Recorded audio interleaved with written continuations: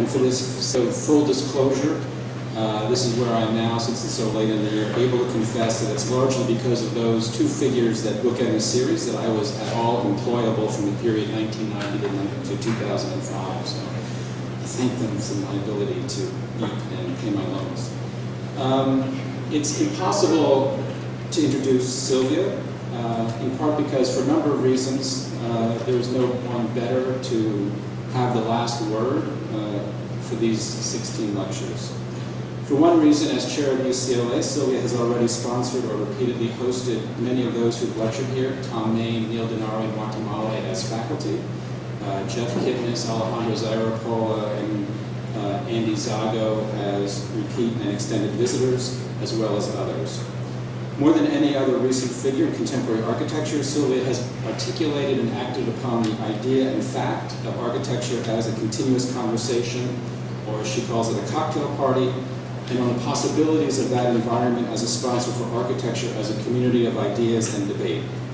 Even before becoming chair, which is to say when she was just a faculty member, which now seems like an incredible utopia of freedom, to be just a faculty member. Sylvia was renowned for hosting what were the most sought-after salon of architectural discussion in LA at dinners at her house, where locals and visitors would frequently connect, from Frank Gehry and Tom Main to Brent Koolhaas to Jean-Louis Cohen, Phyllis Lambert to Sanford Quinter, Bernard Schumi to Jeff Kipnis, and on and on. The topics would range from the latest architectural project to some obscure historical debate, to the relative virtues of Teletubbies or a specific kind of jog bra design. There's only one person who's going to laugh at that, Sylvia.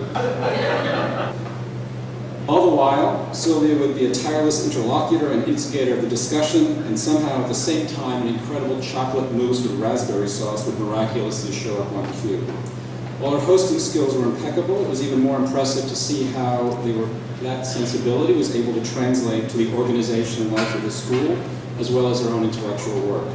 It was that energy and atmosphere that she created there at UCLA, and the various people that she invited to the party, that turned the school from a near moribund program into the most sought-after graduate school in the country, and also internationally.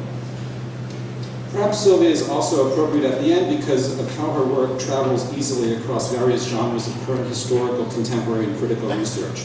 She is, of course, a scholar. She has a PhD from Columbia, and her dissertation would form the basis for her first book, Coctemire de Quincy and the Invention of the Modern Language of Architecture. She's been a fellow at the Getty Research Institute and won all the right awards and distinguished visiting faculty positions. But she also has another foot firmly planted in popular culture. So if, like me, you're not much up on your French Quincy, she could also engage you on a discussion of the Jack Hugman variety. I'm telling you, nobody watches TV anymore. This ability gives her work a unique combination of historical and disciplinary rigor and specificity with a current cultural urgency and significance. And it is indeed the topic of the contemporary and its architectural construction that forms the basis for Sylvia's forthcoming book, The Flash in the Pan and Other Forms of Architectural Contemporaneity. The project of the contemporary and the moods of architecture is yet another sense of Sylvia's almost over-determined appearance here tonight. When we were doing the second lecture poster, I thought that the background image, which, as you know, is a 60s party at Hugh Hefner's Chicago Playboy Mansion, would find its greatest sympathy with what I imagine Sylvia might discuss. Whether right or wrong, what it does testify to is the importance of Sylvia's work, in particular since her recent book, Form Follows Libido, which is about Richard Neutra, not Hugh Hefner, but you get the point, on one of the design agendas here at the school, which is on the interior landscape, its various atmospheres, and its contribution to the production of new lifestyles and forms of subjectivity. Sylvia's work, like that of Jeff Kipnis and some others, is testimony to the fact that the most interesting work today comes from state schools, which should be a great encouragement and inspiration to all of us. Please join me in welcoming Sylvia Lavin.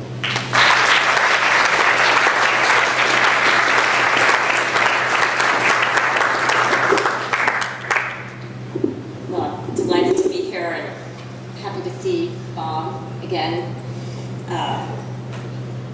I hope you take full advantage of him. We miss him. We want him back. We'll work hard. No, I'm just kidding. You can have him for a while. No, but really, you know, I'm sure you've been here, what, less than a year?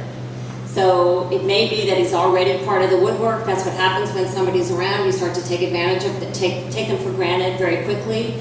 And just please don't do that. Remember that he is sui generis, and you are incredibly lucky to have him here, really. So I hope, maybe we will still. I would also just like to say that I've been in Los Angeles long enough that I measure introductions in terms of their relationship to the movie camera. Does it add 10 pounds? Does it reduce?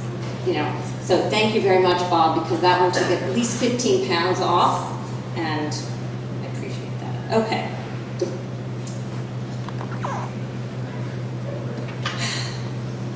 Yeah. Okay. All right. Well, as Bob told you,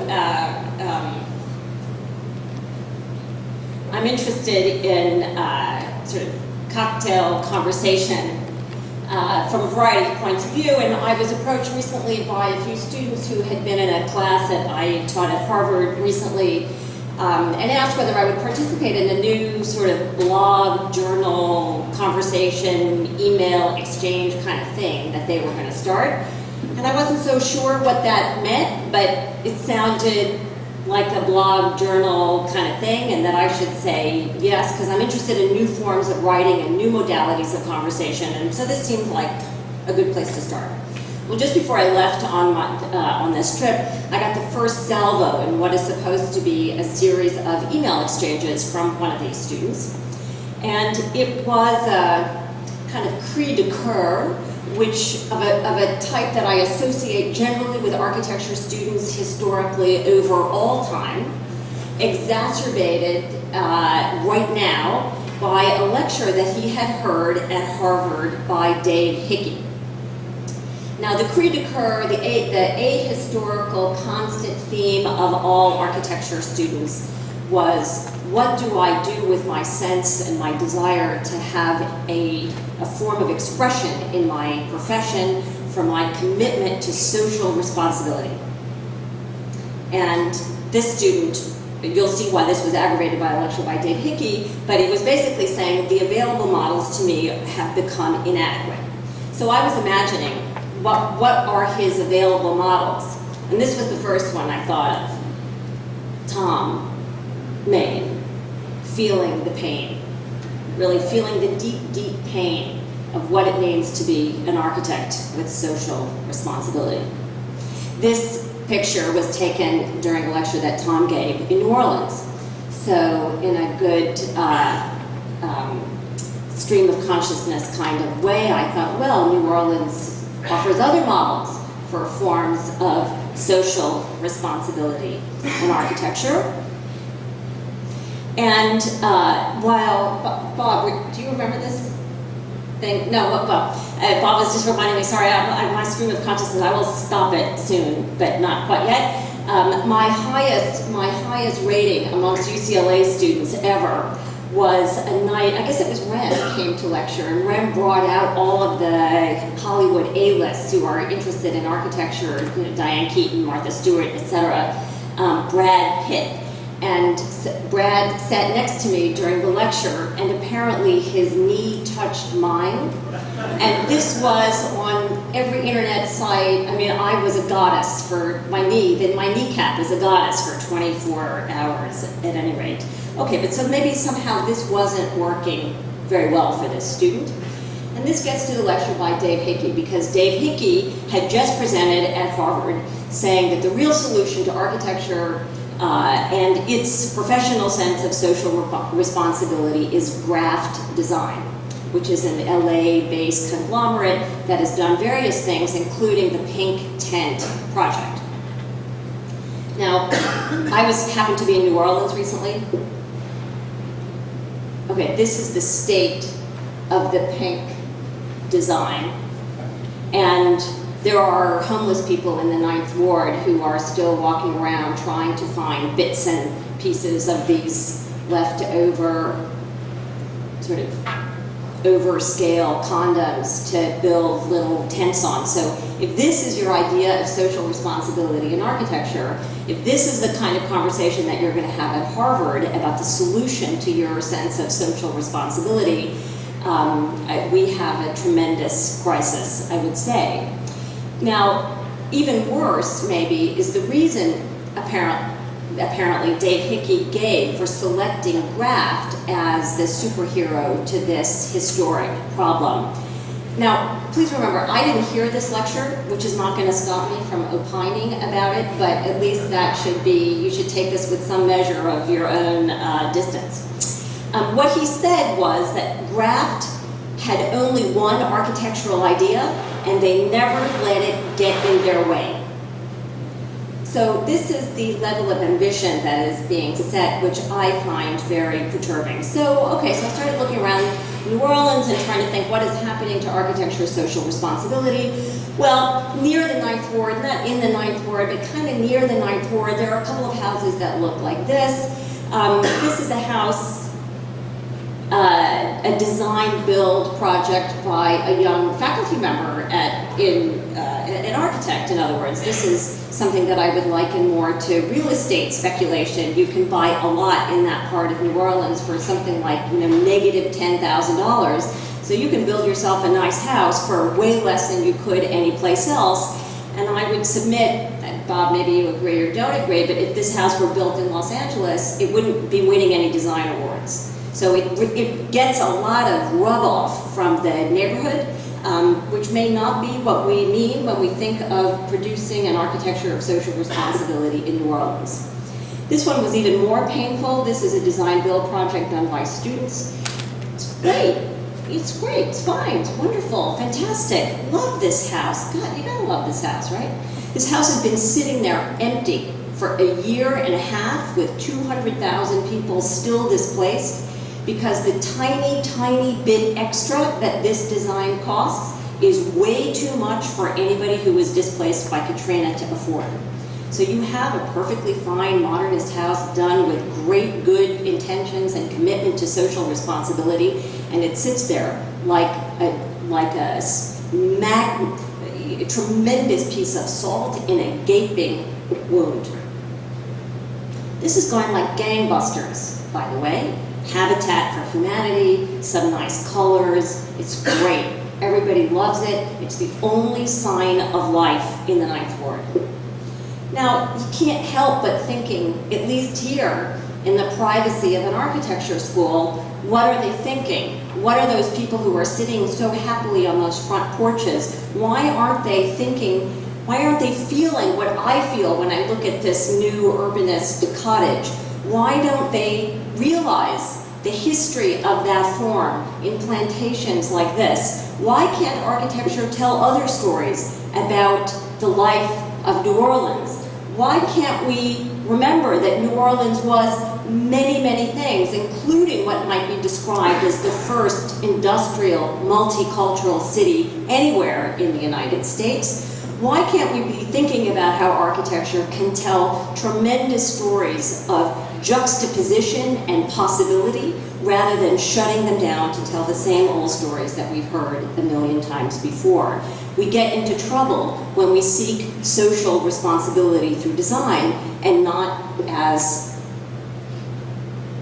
citizens, which is really where it lies. So my mind started continuing to wander, what other forms of social reconfiguration can architecture do? It can't fix policy problems in New Orleans, and it can't fix political apathy, but it can produce socially transformative scenarios of possibility. Just give you a couple of examples. This is the unbuilt project, Rem Koolhaas's unbuilt project for LACMA. A crazy design for a museum. I mean, just insane to put out all of this huge encyclopedic museum, lay it all out like it was a bunch of tractors in a convention hall. Except when you start to look at this convention center, you realize that it's a machine not for the display of art, but for the juxtaposition of geography, history, and culture. The whole thing is set up to produce these cockamamie relationships where you're standing in front of some holy relic of the Italian Renaissance and seeing at exactly the same moment what's happening in Iraq and what's happening in China, that all of these things collapse into systems of juxtaposition. It's really one of the few profound museological ideas that has been had in a long time. The same kind of thing happens in the De Young Museum by Herzog and Demeron, where instead of putting objects on the wall, they're scattered throughout this oceanic gallery. This is before the gallery was installed, but to produce a kind of social world of cultural artifacts rather than fetishistically isolated works of art. Now, the fact that it was Dave Hickey that said the real problem with architects is that you like to think that you have ideas, and not only do you think that you have ideas, but you let them get in your way, that really should not come as any surprise. The art world really likes to think about architecture in terms of the brutality of building rather than in terms of the ideas that can be generated by architecture. And I can show you, countless examples of the art world's misuse of building as a system of repression of the possibilities of architecture, whether it's hands, this is an Oppenheim video installations, beating walls. The most famous of them, of course, is Gordon Maddox Clark, who took saws and hammers and axes and chopped buildings to bits and pieces. Still today, this is a work by Monica Monvicini. Looks like a floor, except that when you go in, it starts to crunch and collapse, and by the end of the exhibition, the thing has literally been destroyed before your eyes. Somebody who's very spectacular in his abuse of architecture is the photographer Gregory Crutzen, who makes these incredible film sets. He makes still photography, but he treats it as though it were a soundstage. And he had this idea at one point that he wanted to take a photo of a burning building.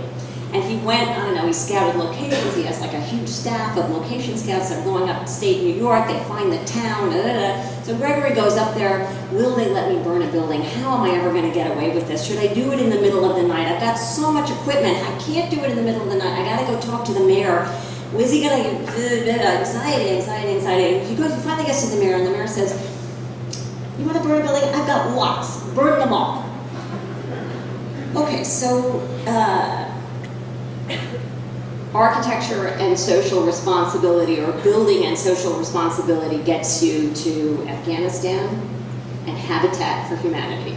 I don't think when Tom is going like this that it's really such a deep problem. If you want to put shelter over people, go here. I'll give you a hammer and I'll give you some nails, and I will wish you the best and talk to you about who you voted for after the election. If you want to change people's minds, if you want to think about the horizon of possibilities about how architecture can operate, that's a different conversation. And I would still, in a sort of warning kind of way, think that when architecture, in fact, gets what it wants, which is to be close to power, the story has not been so good. And indeed, much of the architecture that your generation has now had as a legacy to contend with, your own Oedipal complex, is against not this stuff, but the stuff that was against this stuff, like,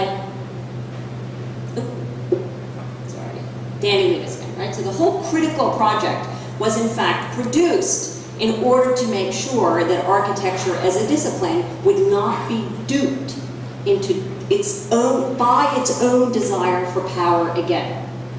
This is a lesson that we who have worked hard to undo the critical project should constantly remind ourselves of, because architects are being duped by it again.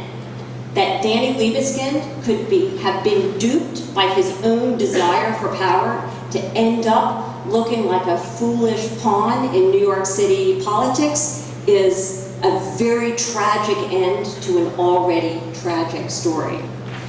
People get into trouble when they get far away from what they know how to do out of a desire for too much power.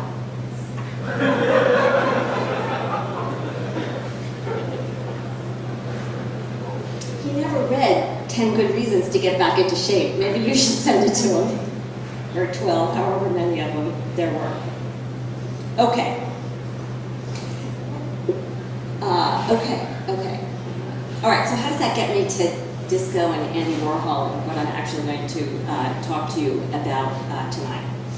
There is no American artist who was more sophisticated in opening up horizons of possibility for rethinking the relationship between American culture and popular culture, for rethinking the relationship between high art and commercial art, for rethinking the status of the work of art in the age of mass media than Andy Warhol. It seems inconceivable to me to imagine that Andy Warhol, somebody who had an idea about absolutely everything, could have had no ideas about architecture. And I became very interested in the idea of what is it about architecture that Andy Warhol knew that we still cannot know.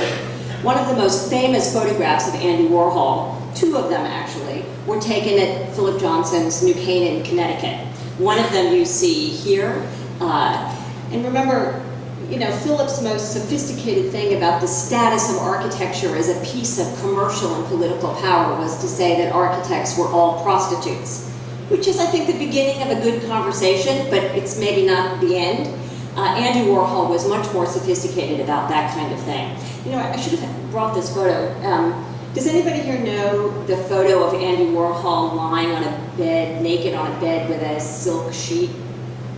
You know that the glass house, that there's the brick house, it's a twin. There's the brick house, which is actually the bedroom house, it's the boudoir house, it's where the gay life happens. It's the secret that the glass house, in all of its overexposure, kept private. Except Andy Warhol goes there, and the first thing that he does is strip down, buck naked, and get photographed all over the bed in the wrong house. So Andy Warhol is a guy who made architecture appear in a way that architecture hadn't been able to, and that's maybe the story, what appears through Andy Warhol. Now, one of the things that appears, and I'll get to this at the end, is potentially a new view of Ben van Berkel, and where Ben van Berkel might answer some of the things that Dave Hickey had to say about graft design. You see the NM house there behind. And I'll get to this at the end. And I know that you all know that it burned down recently, and that's all anybody can think about when you see the house. So yes, everybody knows that it burned down, they're going to rebuild it, but that's not going to be my point. Okay. Andy, architect. So Andy Warhol was a fellow who knew his way around museums. This is one of his early shoe drawings, a commercial artist that ended up very early in the Museum of Modern Art in the mid-1950s. And it should come as something as a surprise that on his way one day, perhaps in fact to MoMA, he seems to have gotten lost and decided to go shopping instead. Indeed, he famously went so far as to say, Bloomingdale's is my favorite museum. Now, we know that Bloomingdale's like to market itself as like no other store in the world, so maybe it has something very specific to do with Bloomingdale's and the way it created New York through the work of Massimo Vignelli and so on and so forth. But I'm not even going to speculate too much about Bloomingdale's in particular. What is surprising about this performative category displacement, Bloomingdale's simply becomes a museum through this utterance, is not Warhol's preference, but that his remark constitutes a theory of architecture. Today, we more or less are happy to say that museums and stores look the same, but to simply make them the same opens up no new possibilities. It just confirms ones that we are already familiar with. And I would say that system of confirmation is boring, and why Andy Warhol elevated boring to a high art form, he was never really boring. He was always a little bit interesting. So somehow, I think that there is an interesting architecture in this comment that needs to be unfolded. Now, of all the kinds of architectural, shopping, commercial, culture, kitsch, etc., that places like the Museum of Modern Art would make places like the Museum of Modern Art shudder, the most offensive is no doubt disco, the butt of jokes of even the most ardent lovers of popular culture. But in 1967, as Hollywood was stealing the idea of the vulgar populace from ancient Rome, you do know that this whole story of the vulgar and popular culture and kitsch is as glorious as the old days of Rome, which all of the postmodernists and new urbanists and so forth forget is really the cradle of crass kitsch commercial culture. In this very year, 1967, as Hollywood was making a funny thing happen on the way to the Forum, Italy was packing up Andy Architect and taking him across the Atlantic to a disco.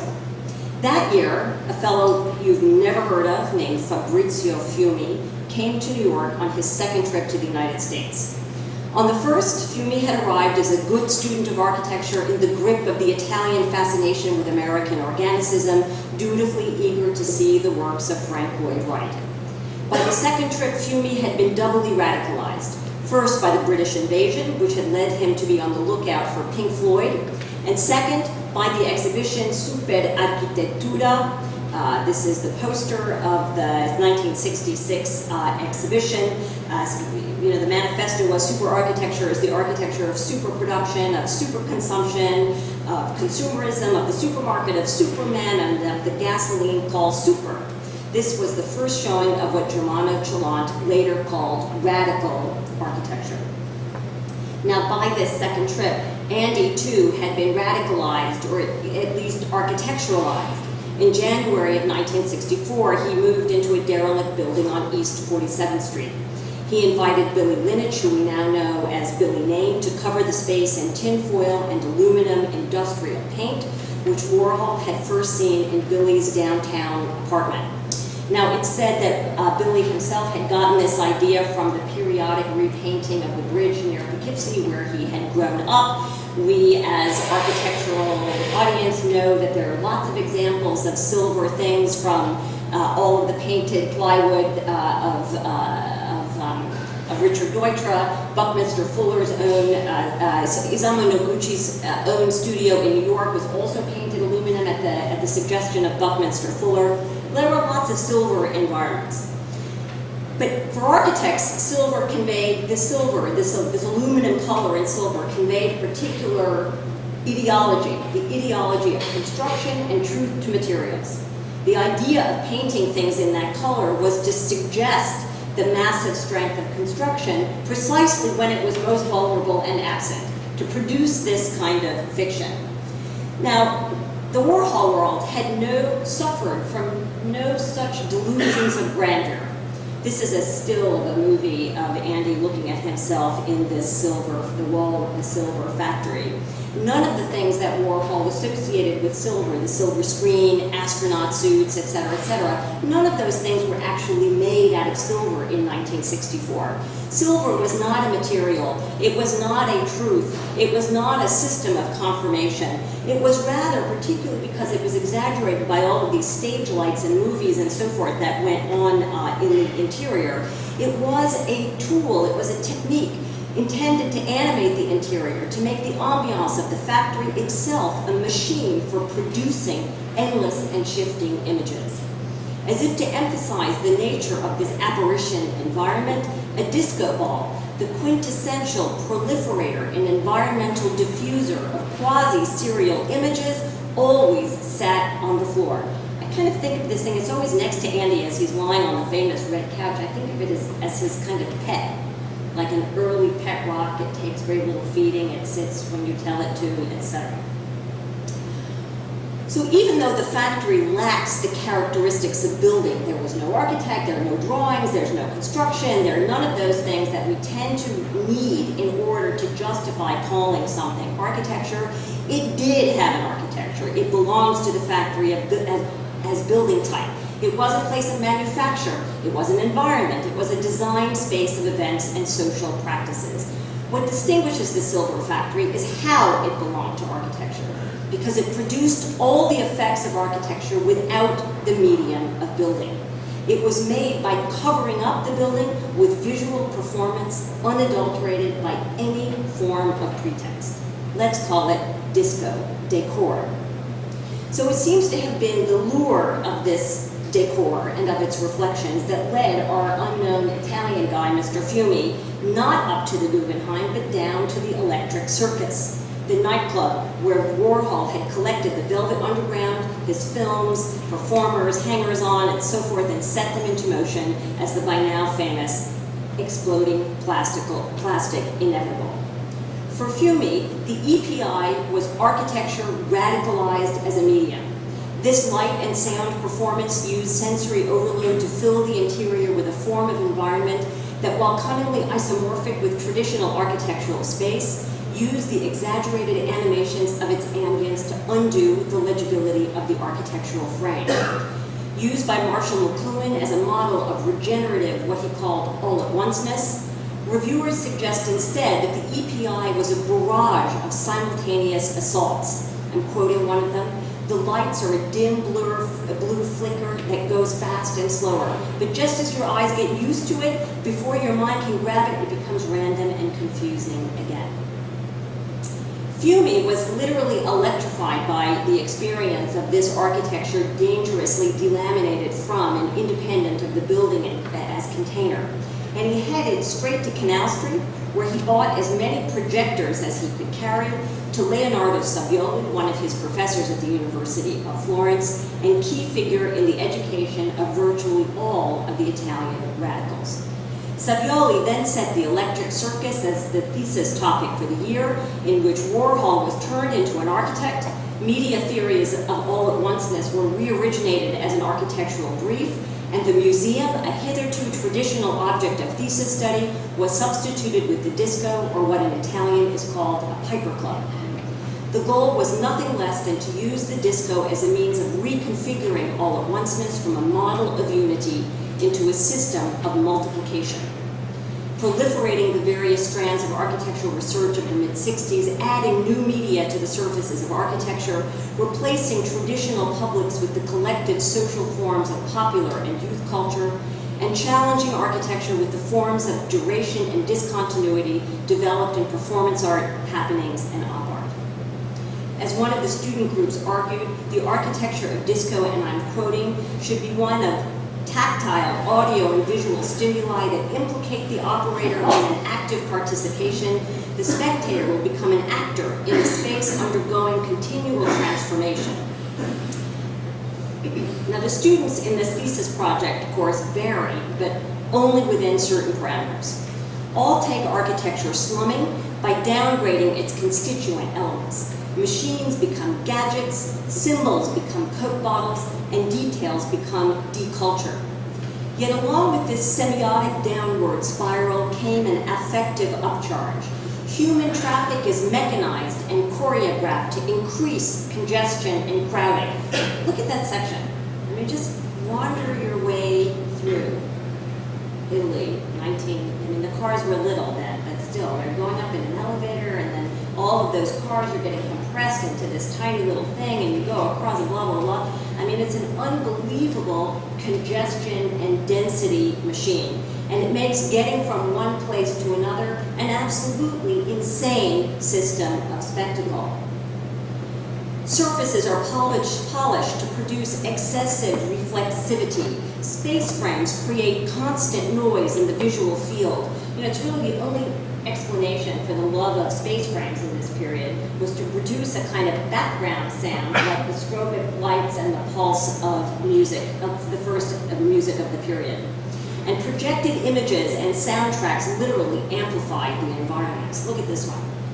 This is one of the guys that became, when he finished this thesis, one of the members of Super Studio. These bicycle wheels set on a little, with a little motor that's, the model has a little motor, so the bicycle wheels actually spin around, and each strut of the wheel is a place for one car, so it's a kind of Ferris wheel, and I'm not quite sure how you were meant to slide down the spokes of the wheel to get to the actual disco, which is the cage, the kind of go-go dancer, the huge go-go dancer cage in the middle, but I would have gone. Anybody had asked me, I'd have gone for sure, figured it out.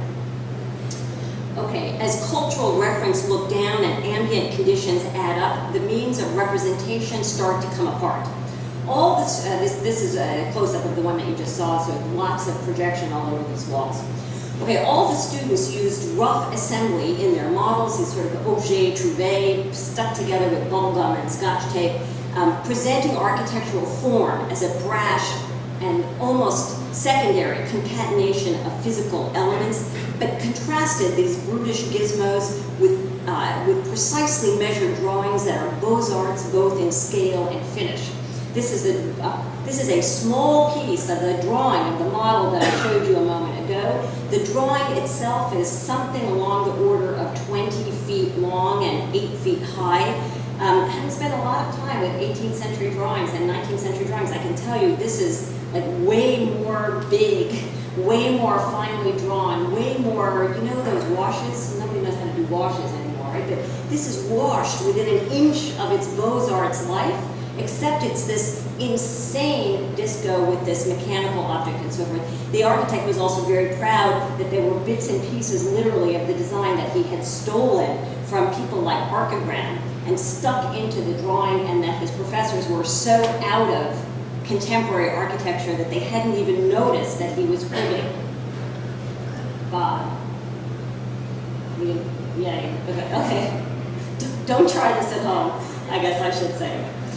Okay, so Fiume especially exploited this really interesting misalignment between the flat drawing as a traditional plane of representation and the three-dimensional model as a space of action to explore how architecture could do more than merely offer its surface as a backdrop for the application of media images, but could instead itself produce media effects. So this is a technique that some of you who are willing to admit how old you are will probably remember, this kind of fake digital axonometric where you would draw your plans on transparent vellum, you would put them one on top of the other, and then you would turn them all on with a light underneath so that the drawing itself, it's a flat drawing, it's a series of flat drawing, but the use of the light and the transparency gives the drawing a sense of a kind of axonometric virtual spatiality. And this is happening at exactly the time where people like Peter Eisenman are turning to the actual axonometric for the first time. But this is a kind of media technology, low-tech gadget thing, and it's pivotal that it only works when the light is on. This is a drawing that, like a TV set, you turn on and off. It doesn't sit there in an ideal, a priori, unchanging state that is there whether you're there to hear it or see it get switched on or not. It's an architecture that works in time and that has the effects of current technologies. Andy became an architect, and Disco a new architectural diagram through these exploding inevitables, as every project in Savioli's studio course pursued all-at-onceness to disrupt normal systems of architectural coherence and to add via superimposition the material layers, add to the material layers of the architectural medium.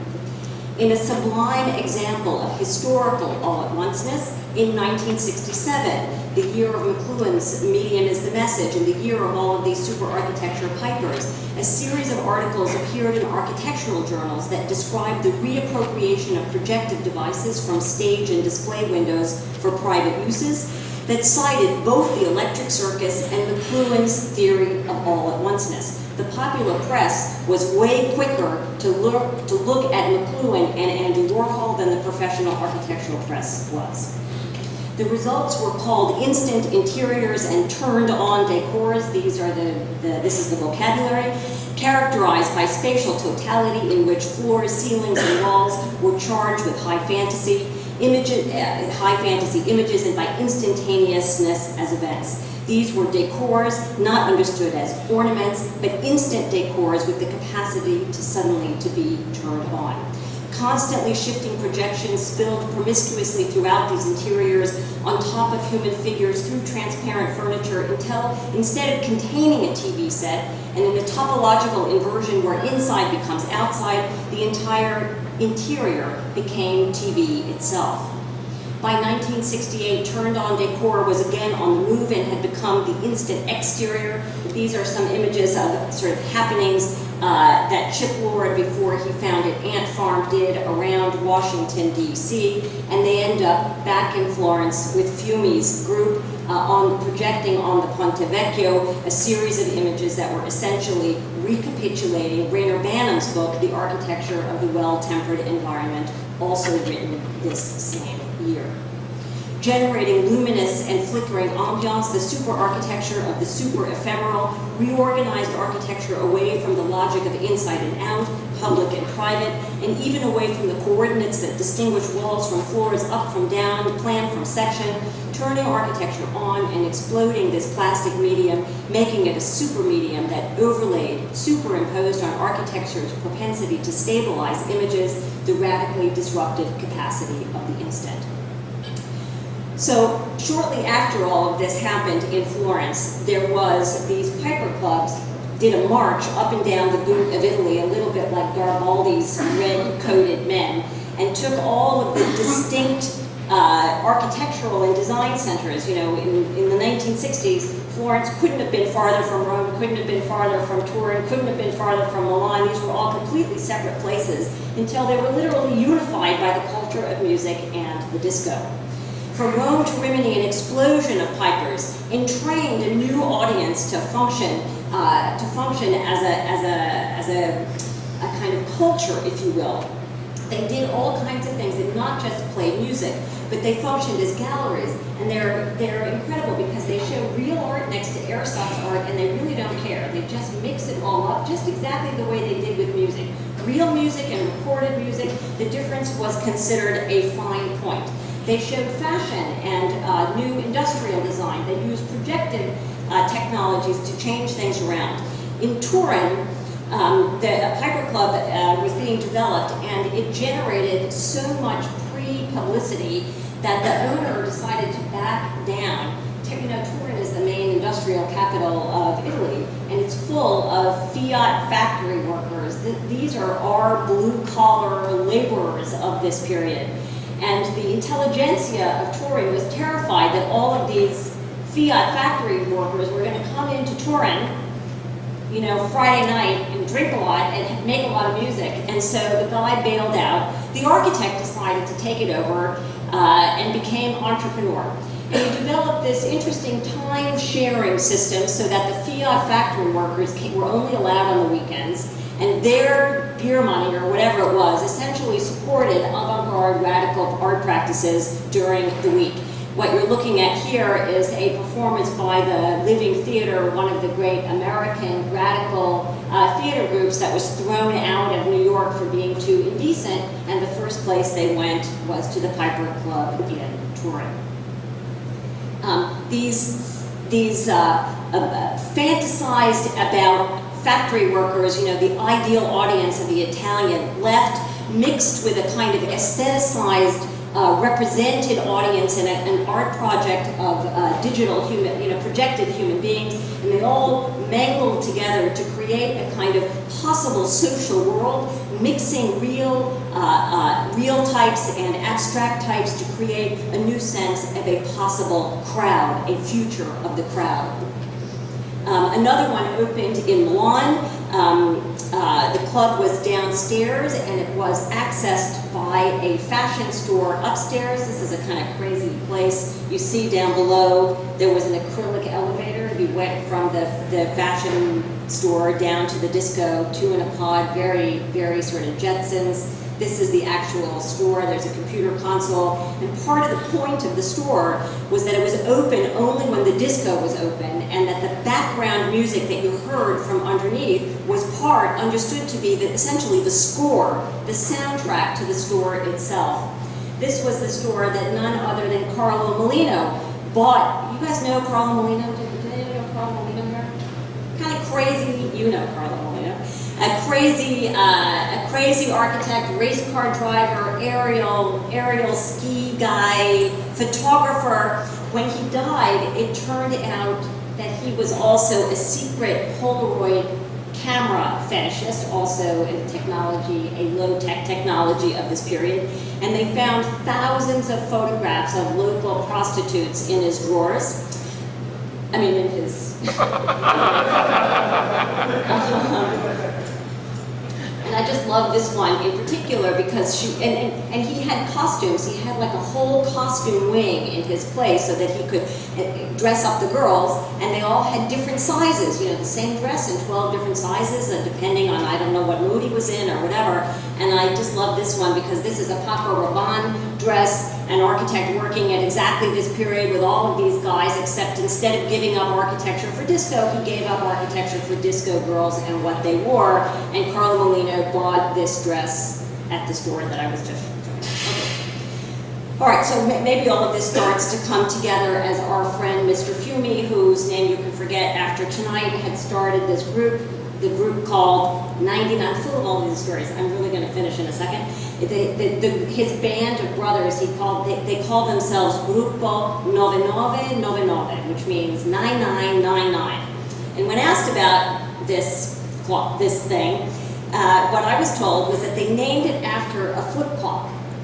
Now this is an interesting thought because there is no time 9999 on a flip clock. It's it's like that moment that never happens. That might be the moment before. So it's a moment pregnant, let's say, with anticipation.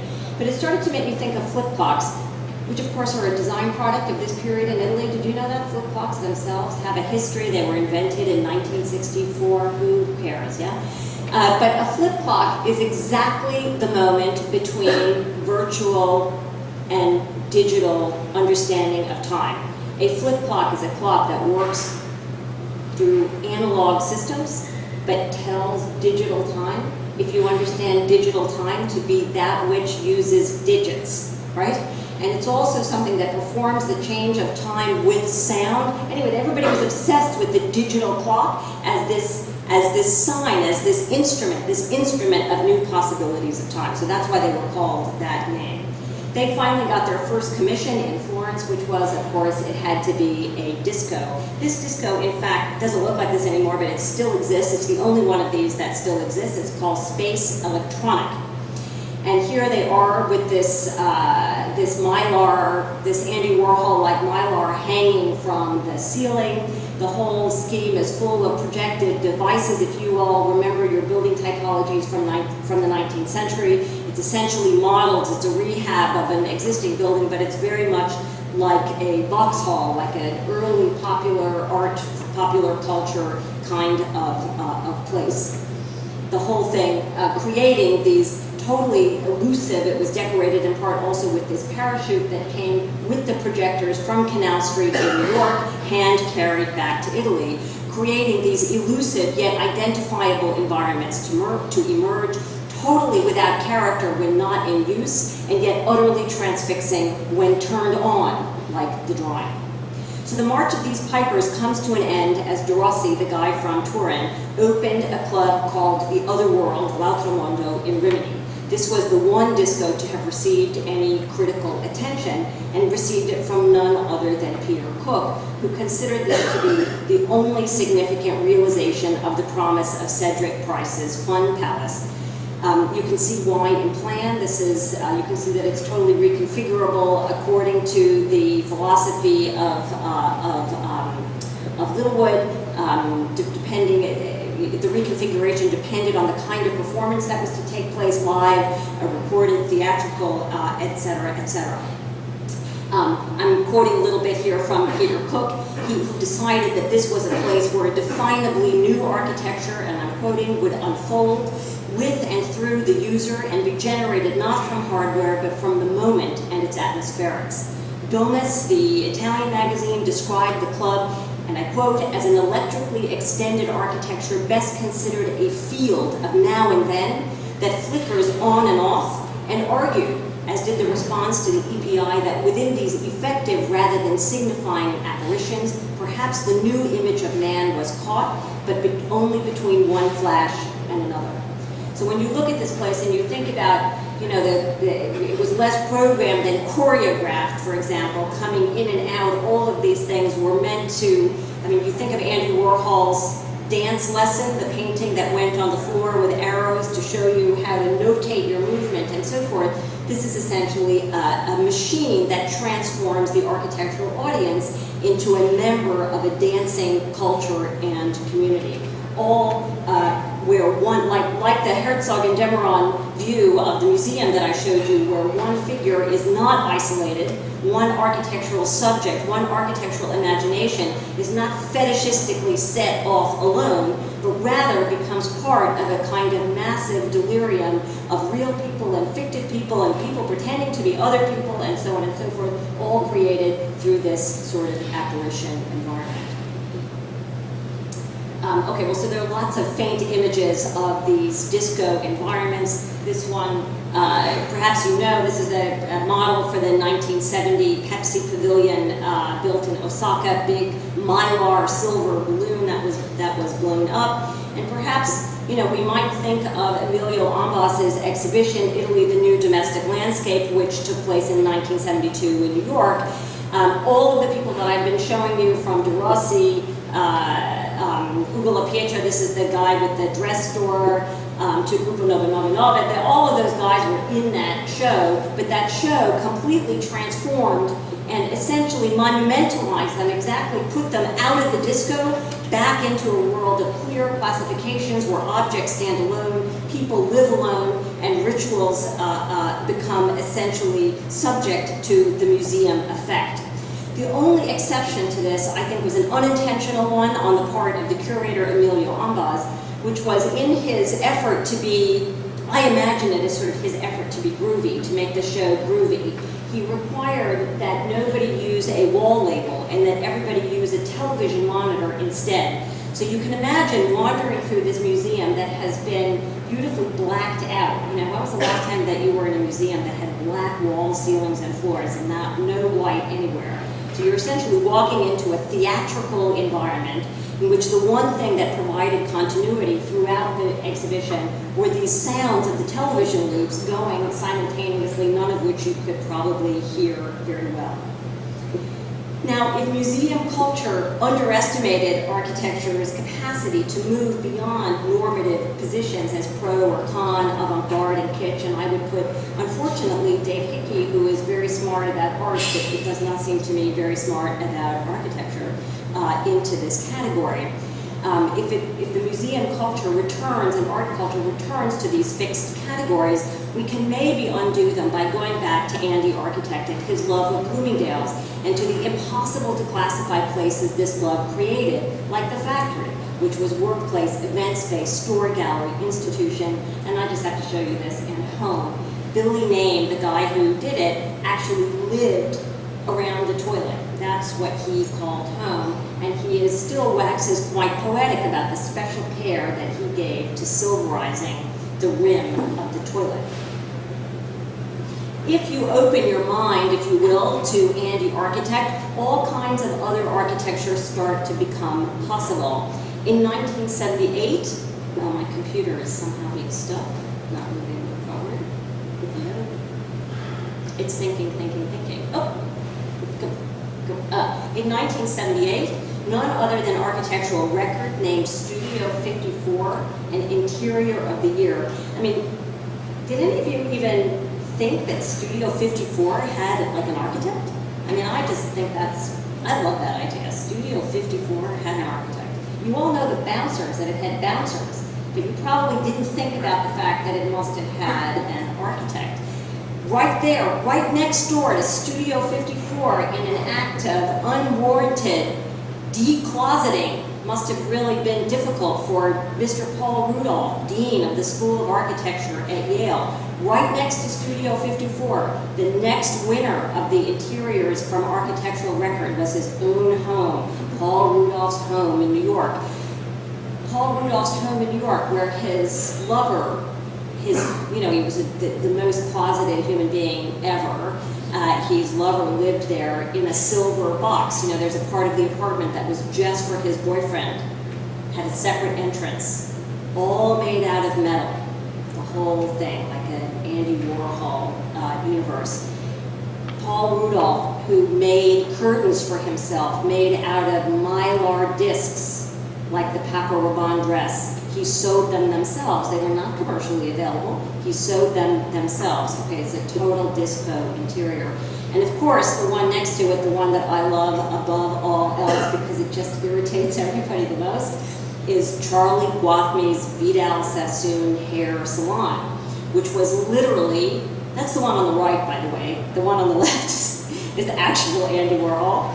You know, Andy Warhol had this, if you had a portrait of yourself done by Andy Warhol, you could have any color, any size, but it had to have the same proportions. And the reason was that he imagined sometime late in his life that he would have an exhibition in which all of his portraits were brought together. So he wanted, thinking like an architect, right, that they all would have to somehow fit together. Well, the Charlie Guathme silver interior was a factory for getting your hair cut. The proportions of all of the images of the models are exactly Andy Warhol and so forth. And you literally would go to a Vidal Sassoon hair salon to watch yourself get turned into Edie Sedgwick, right? Without the heroin, I suppose, without the heroin.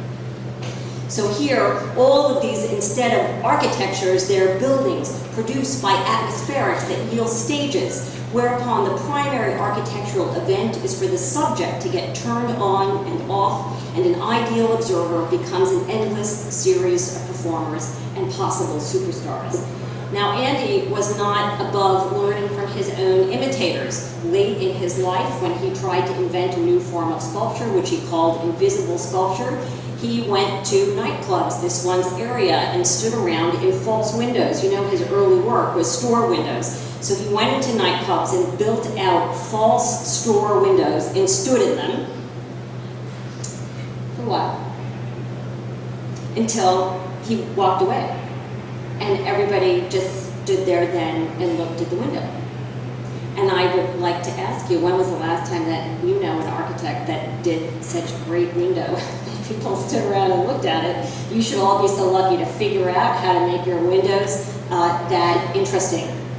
And when Andy Warhol said goodbye to painting in favor, this is his Mylar Clouds piece that you probably know, this is when what is said to have described this piece as his goodbye to painting.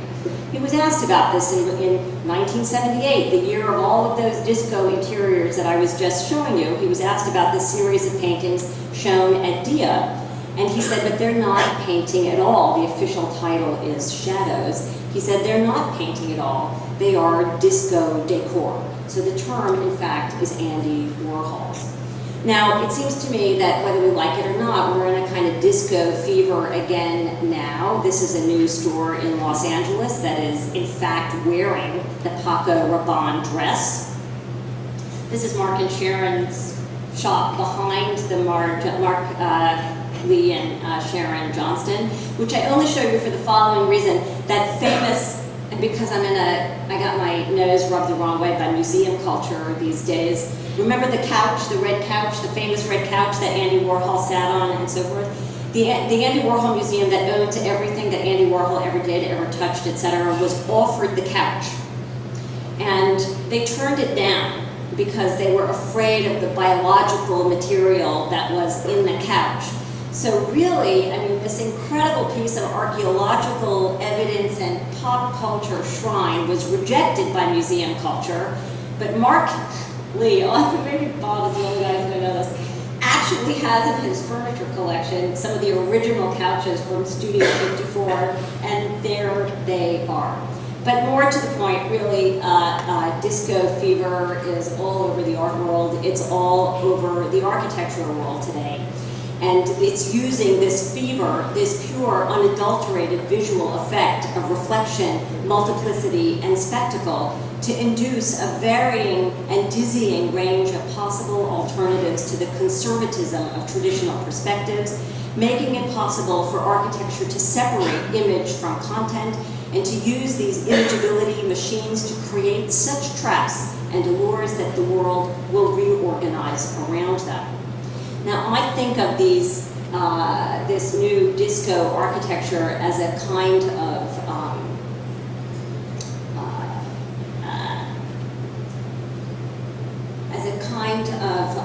you know, if you think of disco as having been the instantaneous moment, and we now think what happens to our view of architecture, of contemporary architecture, if we put Andy Warhol right in the middle of it, what is it that he sees, and what do we see through him?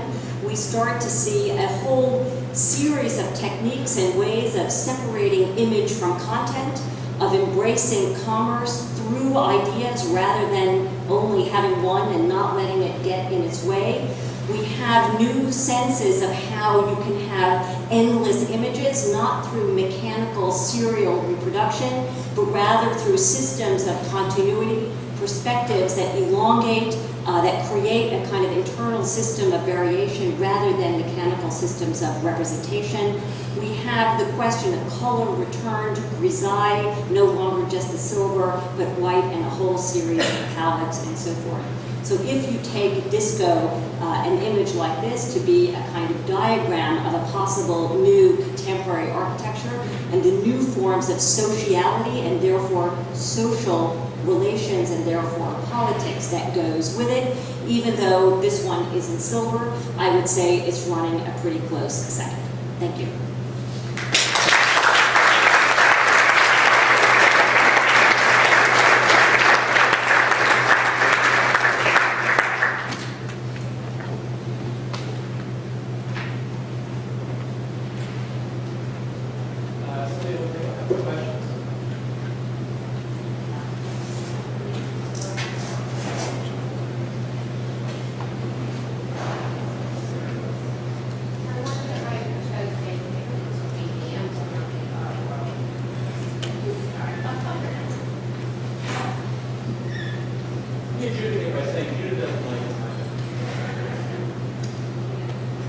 I do not like Dave Hickey. I mean, the writing, in fact, that I've done on that particular subject has been more about Hal Foster and Benjamin Buchloh, both of whom I like a lot, but have been, you know, very interested in the structural role that architecture plays for art criticism. And I think it's a problem for architecture that it still learns its lessons from art criticism, because art criticism above all likes to abuse architecture. So, you know, architecture has a long tradition of being masochistic, basically. And the Dave Hickey thing was just happened to come along in this letter. He's just one of a series of things, of people who I would say are really good when they do art criticism, although some people argue that Dave Hickey isn't. But I'm not saying that Dave Hickey is a bad art critic. I'm saying he's a really bad architecture critic, because he's not an architecture critic, he's an art critic who's using architecture to make a statement about art. And that, I think, is really interesting and compelling. But it uses building to make art criticism. It is not a form of architectural criticism. And so what interests me the most is that we, who are supposed to be expert in architecture criticism, don't recognize the difference. That's really the problem for me. So here's this incredibly intelligent student who has been thrown into a tizzy of guilt. I mean, the guilt was all over this kid's email. And I think the guilt was all generated by a real simple category mistake. Now, the second reason I think it's useful to bring Dave Hickey up in this context is that Dave Hickey has written a lot about Andy Warhol. So in particular, he's very interested in Andy Warhol. So of all of the people who should know better, then in this case, it should be Dave Hickey. But I could have really substituted Hal Foster or Benjamin Buchloh. Oh. No, it's not tough. You look at Benjamin Buchloh's art criticism on installation art, on art that has the unfortunate, from our point of view, but art that has an anatomical isomorphism with architecture. You know, it's like the difference between Cuvier and Darwin. You know, Cuvier is the pre-evolutionary guy who studied horses and different species and so forth, and fell victim, if you believe Darwin, fell victim to the idea that things that look alike had to in fact be alike. And so by our current standards of the way we understand animal history, he got everything backwards. His classification was backwards because he thought that, you know, a tibia was always a tibia no matter what it was. So Buchloh, when it looks like architecture, Then he starts to talk about architecture to make particular comments about art, primarily institutional critique. So architecture is the place that art criticism likes to place to house institutional critique so that the art world can be free of its obligations, which are, in my opinion, absolutely no different than architecture's. And I get very hot under the collar about this because I know, I'm looking at all my colleagues here, I personally spend half my life trying to get students over this problem. So I resent it because it wastes my time. And it's a huge category mistake, and I would so love not to have that conversation with students again, but I know that I will. Anyway, that's my take.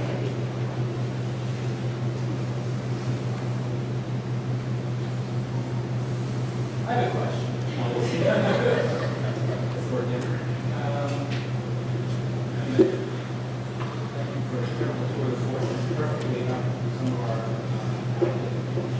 what about the move from the Italian disco, the sense that in Hamas exhibit that in a sense those lessons get domesticated, or let's say the collective gets abstracted from the liberatory experience of the one context in culture that goes away, that lost in some way, and how one would argue work like Ben's or other work on the later part, then how is that not a recuperation of the museumification moment as opposed to the liberative Italian streets? Well, it's whatever you want it to be. This is just the argument that I'm making. And I'm speaking to a couple of people at the same time. This new Italy, the new domestic landscape, has been recently recuperated as the place to go if you want to find design with social responsibility. You go to Italy, the new domestic landscape. It's the perfect storm of all good things, and that makes me crazy. I mean, it just makes me crazy. Nothing is perfect, but. Should any of you ever have the itch, which maybe you will, maybe you won't, but go look at the catalog to that show. First of all, it is if you ever imagined a curator having a kind of obsessive compulsive disorder, that would be it. You look in actually don't look in the show. I will send you a Xerox and you can email it to your students of just the table of contents. Now, it has something like 48 different categories. There is art with social responsibility, art with a little social responsibility, art with really good design and good domestic responsibility, but bad social responsibility. I mean, it's got a bazillion different categories. So first of all, I would imagine that for somebody like yourself who's invested in the idea of a landscape, landscapes are interesting because they produce systems where different things can find forms of continuity rather than compulsive systems of classification which always separate things out. So, one reason to dwell on that is because it is being touted as a solution, and I'm saying it's where the solution got lost. That's the problem, not where we want to go. It's where we have to start undoing the work. Now, how you get to Ben? Ben is a slightly trickier topic. First of all, I'm interested in Ben because Ben is interested in Andy Warhol, which I didn't know until I was finished with this, and to discover that he was also thinking about Andy just interested me. But now I also thought Ben Van Berkel, Unstudio, which is the last house that I showed, which is the gold reflective house, which is the Philip Johnson house from one side, but when you turn, it turns into a completely other thing, right? So it takes, let's say, if you were to take the Philip Johnson house and distofy it, which would mean take the glass and not make it transparent, but give it some density and figure out the way the glass itself is going to work like a camera and produce multiple systems of images. If you are going to then say, I mean, I'm not saying this, I'm imagining Ben, who doesn't say this, Ben Van Berkel does not give a formal reading of Andy Warhol. He's interested in Andy Warhol because Andy Warhol was a businessman who made a lot of money as an artist. And that, he feels, justifies what he's doing. Go make money. And if you figure out how to go make money, my email is, let me know. I got nothing against making money. You don't have to be starving artists. Go make some money. But do it with some, don't make pink condoms. But do something smarter than that. So I think if he's learning from Andy Warhol how to make money, what else could he be learning from Andy Warhol? So if you just start with a reading of the Glass House and the NM House, the Glass House as the house that was afraid of disco, and the NM House as the house that learned the lessons from disco. One of the things that the Glass House does, one of the things that it does with its anxiety about getting too close to other human beings, about social contact, and the messy, fluid, class-breaching contact that can produce, was to make this ideal system of total, perfect self-knowledge. Right? So no matter where you are, you could give any young architecture student the final exam of draw me a plan of the Glass House, and I bet y'all could do it. Right? From one view of it.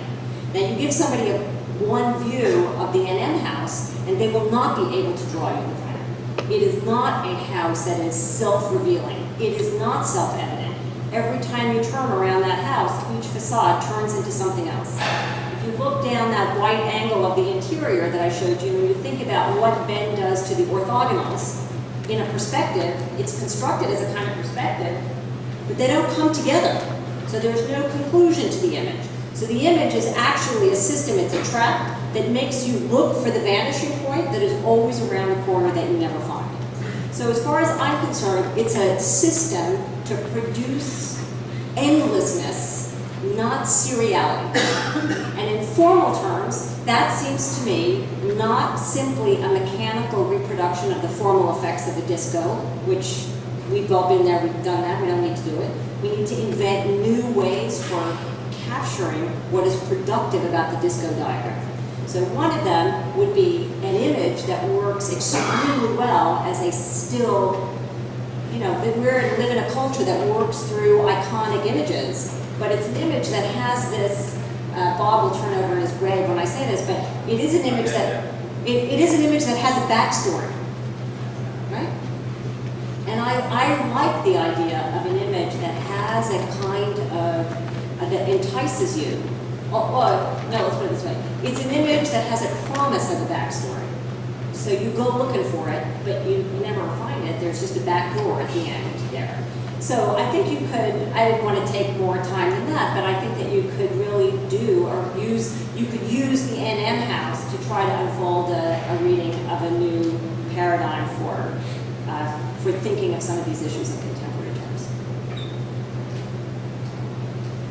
I'm intrigued by your comment that you're kind of against using the framework of art criticism as a basis for architectural criticism, and then yet you go back to Andy Warhol as an artist who is using, as Andy architect, you go back to the artist as some kind of a way to start your trajectory through disco architecture. And so my question is, if you're not into whether that just seems kind of, I'm not sure, it seems kind of ironic to do that. So I'd like to maybe understand better your strategy there, but also then if that's not, you don't want to use our framework, then what do you propose in its place? Because Andy is like the artist architect, Andy architect. Well, first of all, I'm just pretending he's an architect. So Andy is, you either go with me there, right? I mean, you either go with me and you say, well, the AIA and the licensing board can't really be the thing that defines what constitutes architecture. So I would take a Duchampian view and say, I'm calling it architecture. It looks like architecture, smells like architecture, feels like architecture. The guy who made it, I'm going to call him an architect. And he made many interior figures, many environments. Andy Architect was an incredible urbanist. If you think of, his views of buildings, his views of Manhattan, you could unfold this in many kinds of ways, but the point is, on what basis do you say he's an artist and not an architect? So, yes, it's ironic, but you don't have any more right to say that he's an artist than I have a right to say that he's an architect, and that's just, in your lecture, you could call him what serves your argument. I mean, I'm really not trying to be hostile, I'm saying it's an argument. It's an argument, and what an architect is an argument. So, he's an architect here. I would also make the distinction between not looking at art and versus not looking at art criticism that's about architecture. Those are completely unrelated things. So I'm happy to look at art. I'm even happy to look at art criticism when it's about art, because that's what it's good at. Then it becomes up to me to turn it into architecture criticism. But Benjamin Buchloh, Dave Hickey, and Hal Foster, I think it's fair to say, are considered to be the three leading art critics who write in English today, dominate the field. Two of them, at least, have a major interest in architecture, and it's a problem. So I think that's a huge problem, but it's not a problem of art, it's a problem of art criticism and its interest in architecture. So then what is the basis for an architectural? Architecture. And so how do your examples then, are you giving us an example of a form of criticism for your talk, or what are the relationship with that argument with the whole Andy Warhol disco work?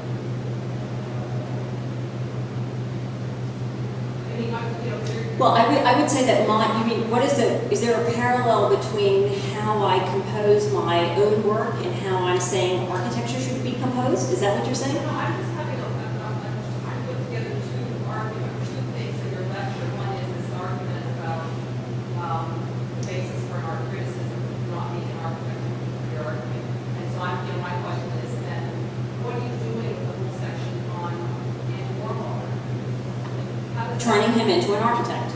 Working very, very hard to turn him into an architect and to produce an architectural criticism that changes the way you look at Andy Warhol and uses the way Andy Warhol looked at architecture to change the way you think about architecture today without actually changing anything. So I would say that the common basis in all of it is a certain performance of rhetoric which detaches the experience and the argument from its, let's say, physical substrate.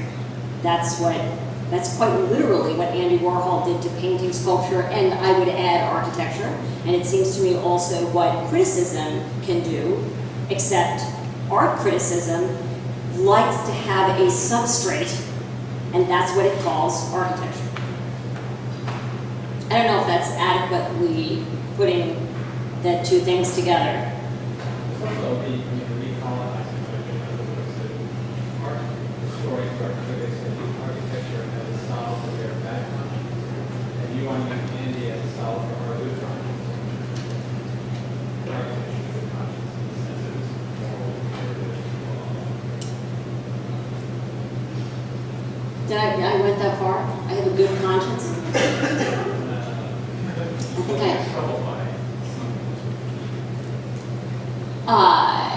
I think that dealing with the good conscience of architecture as a field is an issue that criticism has to take on, because it has one, and it rears its head all the time, and ignoring it doesn't work. So I think it's better to try to figure out a way to talk about it and end up where you want to go. Does art have that good conscience as well?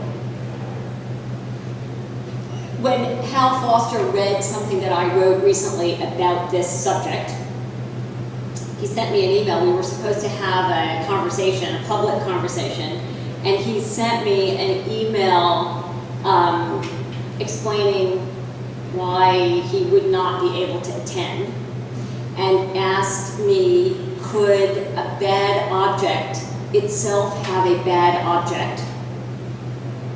That's the way he asked. That's okay. I don't explain. Okay, the piece that I had written. This is the good conscience, bad conscience. The piece that I had written cited him as an example of how art criticism uses architecture as a bad object, which is a psychoanalytic term for scapegoat. Architecture is bad and institutionally compromised, et cetera, so if you're Rachel Whiteread and just making things that look like architecture, you're free from the institutional contamination of architecture.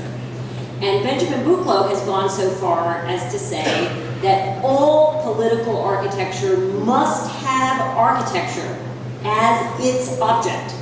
Now, I keep it up. This is a quote. I'm not making that up. That's what Benjamin has said. So I said, my argument was that art criticism used architecture as its bad object in order to make it possible for it to be good. So Hal's reaction is, A, I can't talk to you about this, which is interesting, but also then to ask me whether a bad object could itself be a bad object. So he wanted to know whether he was my bad object. So maybe he is, but the thing about having a bad object is going to turn your head spinning with all these goods and bads. Here psychoanalysis will come to my aid, because the whole point of having a psychoanalytic unconscious is that you cannot be aware of it. So if I have a bad object in Hal Foster, somebody else will have to be my analyst and expose it to me. I don't know, but that was his answer. So that was, I don't know, does that answer your question? Sort of.